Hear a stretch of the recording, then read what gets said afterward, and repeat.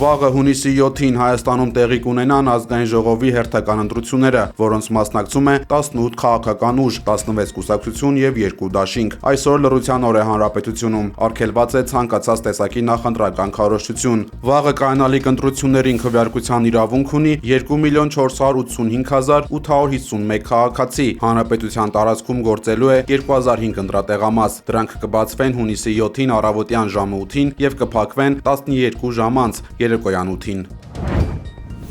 Ուժեղ Հայաստան դաշինքի падգամավորի 6 տեխնատուների դեմ քրեական վարույթ հարուցելու դիմումը բավարարել է կենտրոնական ընտրական հանձնաժողովը։ Քննչական կոմիտեն հարուցել է քրեական վարույթները եւ падգամավորի տեխնատուներին ձերբակալելու որոշում կայացրել։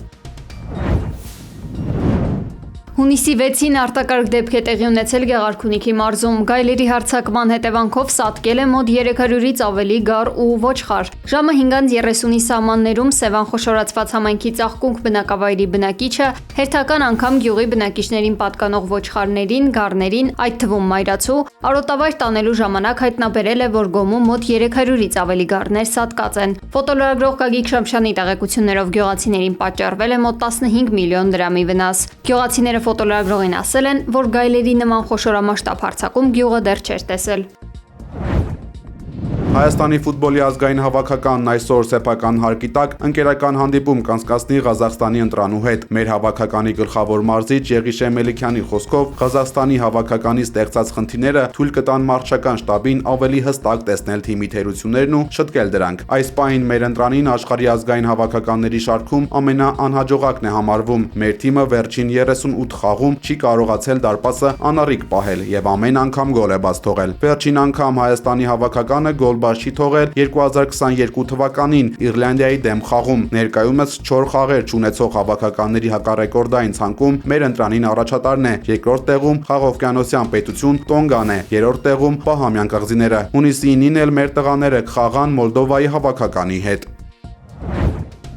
Սանկտ Պետերբուրգի միջազգային տնտեսական համաժողովի ժամանակ Վլադիմիր Պուտինը հայտարարել է, որ Զելենսկին վերջերս փորձել է կապ հաստատել իր հետ։ Ռուսաստանի նախագահի պնդմամբ հանդիպման հարցումը փոխանցվել է ռուս գործարարներից մեկի միջնորդությամբ։ Այդուհանդերձ Կրեմլի ղեկավարն այս փուլում որևէ անձնական տեսակցության իմաստ չի տեսնում։ Որպես մերժման հիմնավորում նա մատնանշել է Ստարոբելսկի ուղղությամբ կատարված հարձակումը եւ Կիևի գործողություններն անվանել սարսափելի հանցագործություն։ Պուտինը անդրադարձել է նաեւ Զելենսկու բաց նամակին, այնտեղ նկատելով անքաղաքավարության տարրեր ու ոչ պատշաճ տոնայնություն։ Այսպիսով Մոսկվան հրապարակավ մերժում է երկխոսության ենթադրյալ փորձերը, դրանք ուղեկցելով Ուկրաինայի հասցեին ուղղված կոշտ մեղադրանքներով։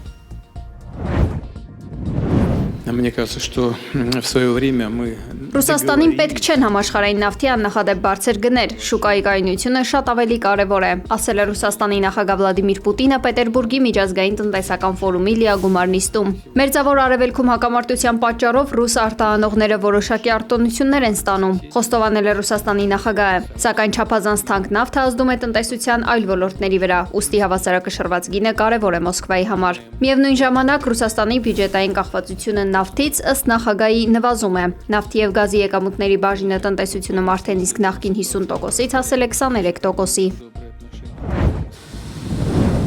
Ռուսաստանի եւ Ուկրաինայի միջև հերթական ռազմագերիների փոխանակումն է իրականացվել։ Ռուսաստանի պաշտպանության նախարարության հաղորդմամբ կողմերը փոխանակել են 185-ական ռազմագերի Արաբական Միացյալ Էմիրությունների միջնորդությամբ։ Վերադարձած ռուս զինծառայողները նախ տեղափոխվել են Բելարուս, որտեղ ստացել են անհրաժեշտ աջակցություն, ապա ուղևորվել են Ռուսաստան բուժման եւ վերականգնման նպատակով։ Ուկրաինական կողմը եւս հաստատել է ռազմագերիների փոխանակման իրականացումը։ تبادل پیام‌ها و خصوص متن همچنان بین طرف‌ها Իրանը պահանջել է, որ ԱՄՆ-ի հետ հնարավոր հուշագրի ստորագրման դեպքում ապա սառեցվեն արտասահմանում գտնվող իրանական ակտիվների առնվազն 50%-ը։ Հայտարարել է Իրանի արտաքին գործերի նախարարի իրավական հարցերով տեղակալ Քազեմ Ղարիբաբադին։ Նրա խոսքով սա վերաբերում է Իրանի սեփական միջոցներին, որոնք ԱՄՆ-ն արգելափակել է տարբեր երկրներում գտնվող հաշիվներում եւ թույլ չի տալիս օգտագործել կամ փոխանցել Թեհրանին։ Իրանցի պաշտոնյան նաեւ հայտնել է, որ Թեհրանի եւ Վաշինգտոնի միջև հաղորդագրությունների փոխանակումը շարունակվում է։ Նա ընդգծել է, որ Իրանը որևէ փաստաթուղթ վերջնական կհամարի միայն այն դեպքում, եթե այնտեղ ամբողջությամբ արտացոլվեն երկրի շահերն ու պահանջները։ Անդրադառնալով Հորմուզի նեղուցին, Ղարիբ Աբադին հայտարարել է, որ միջազգային իրավունքի համաձայն Իրանն իրավունք ունի սահմանափակումներ կիրառել եւ վճարներ գանձել ծովային ծառայությունների համար։ ԱՄՆ-ի եւ Իրանի միջև բանակցությունները շարունակվում են դիվանագիտական մակարդակով, սակայն մինչ այժմ կողմերին չի հաջողվել հասնել համաձայնության։ ԱՄՆ զինված ուժերի կենտրոնական հրամանատարությունը հայտնել է իրանական կողմից Քուվեյթի եւ Բահրեյնի ուղղությամբ արձակված մի քանի բալիստիկ հրթիռ որսալու մասին։ Գերատեսչության տվյալով ընդհանուր առմամբ արձակվել է 7 հրթիռ։ Սա տեղի է ունեցել, երբ ամերիկյան ուժերը խոցել էին Հորմուզի նեղուցի ուղղությամբ ընթացող 4 անօդաչու թռչող սարք։ ԱՄՆ զինծառայողների շրջանում տուժածներ չկան, իսկ Բահրեյնում տեղակայված ԱՄՆ 5-րդ նավատորմի շտաբը որևէ վնասվածք չի ստացել։ Հուլիսի սկզբին Անկարայում կայանալիք ՆԱՏՕ-ի գագաթնաժողովի շրջանակում Թուրքիան կփորձի ամրապնդել սպառազինության գլոբալ շուկայում իր դիրքերը։ Պետական ներդրումների շնորհիվ թուրքական ռազմական արտահանումը 2021 թվականից ի վեր եռապատկվել է եւ անցյալ տարի հասել 10 միլիարդ դոլարի։ Եվրոպական երկրներն ու Միացյալ Նահանգները էականորեն ավելացրել են թուրքական զենքի գնումները արևմտյան արտադրողների մոտ առկա հզորությունների դեֆիցիտի պատճառով։ Այսօր Անկարան վերահսկում է մարտական անօդաչումների համաշխարհային շուկայի ավելի քան 60% եւ ծրագրում է առաջիկա 2 տարում կրկնապատկել արտահանման ծավալները, սակայն Թուրքիայի ռազմական հավակնությունները դեռևս սահմանափակված են տեխնոլոգիական բացերով, հատկապես հոբ համակարգերի եւ շարժիչաշինության ոլորտում։ Քաղաքական տարաձայնությունները եւ ժողովրդավարության հետ կապված հարցերը նույնպես խոչընդոտում են երկրի լիարժեք ներգրավմանը եվրոպական պաշտպանական ծրագրերում։ Անկարան ձգտում է ռազմաարդյունաբերության հաջողություններն օգտագործել թե տնտեսական պարտքերը մարելու եւ թե ՆԱՏՕ-ի արևելյան թևում սեփական ազդեցությունը մեծացնելու համար։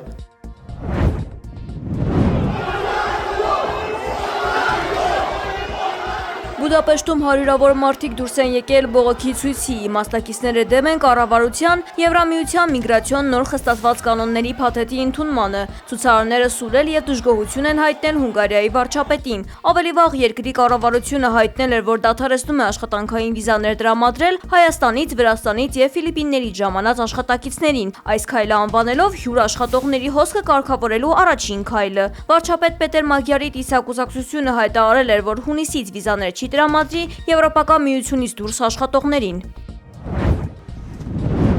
Մադրիդն ուժեղացրել է նախապատրաստական աշխատանքները Ռոմի Պապի ժամանման ընթരാճ, ինչը նրա դեպի Իսպանիա առաքելական այցի առաջին կանգառն է վերջին 15 տարվա ընթացքում։ Մայրաքաղաքում արդեն փակցվել են Պոնտիֆիկոսին ողջունող պաստառներ, նախատեսված երթուղիների երկայնքով արգելվել է մեքենաների կայանումը, տեղադրվել են անվտանգության արգելապատնեշներ ու հատուկ ցուցանակներ։ Այցի ընթացքում Լեո 14-րդը թագավորական պալատում կհանդիպի Ֆիլիպ 6-րդ թագավորի եւ Լետեսիա թագուհու հետ։ Քննարկումներ կունենա կառավարության պաշտոնյաների ու խորհրդարանի անդամների հետ։ Կայցելի Կարիտաս բարեգործական կազմակերպության անօթևանների կենտրոն եւ Լիմայի հրապարակում երիտասարդների հետ կգլխավորի աղոթքի արարողություն։ Ռոմի Պապը Իսպանիայում կգտնվի հունիսի 6-ից 12-ը։ As president, I fought for the American farmer like no one has ever fought before. ԱՄՆ նախագահ Դոնալդ Թրամփը գովել եւ քննադատել է տեխնոլոգիական միլիարդատեր Տեսլայի գործադիր տնօրեն Իլոն Մասկին։ Թրամփը նրան նկարագրել է որպես 80%-ով հանճարեղ եւ 20%-ով վատ պահեր ունեցող անձնավորություն, նշելով, որ Մասկը բացասական պահեր է ունեցել, բայց հիմա նրանք նորից ընկերներ են։ Թրամփը քննադատել է էլեկտրական մեքենաների պարտադիր կիրառման քաղաքականությունը, այն անվանելով խենթություն։ Նա նշել է, որ թեև սիրում է էլեկտրական մեքենաները, սակայն ոչ բոլորն են ցանկանում դրանք ունենալ։ Ուստի ինքը ցանկանում է շուկայում տեսնել նաև բենզինային ու հիբրիդային տարբերակներ։ Ֆուտբոլի 2026 թվականի աշխարհի առաջնության պաշտոնական գավաթը ժամանել է Մեխիկո։